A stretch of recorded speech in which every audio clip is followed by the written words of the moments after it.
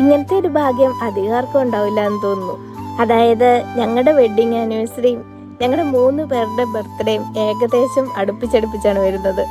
അങ്ങനെ വീട്ടിലെ ലാസ്റ്റ് പരിപാടിയായ എൻ്റെ ബർത്ത്ഡേ ഇങ്ങെത്തി. എന്ത് പരിപാടിയാണെങ്കിലും ഇച്ചാനന്നേരം ലീവ് ഉണ്ടാവില്ല. അതുകൊണ്ട് ഇച്ചാനുള്ള സമയം നമ്മൾ ആ പരിപാടി അങ്ങ് ആഘോഷിക്കും. അങ്ങനെ എൻ്റെ ബർത്ത്ഡേയും ഒരു ദിവസം മുന്നേ അങ്ങ് ആഘോഷിച്ചു.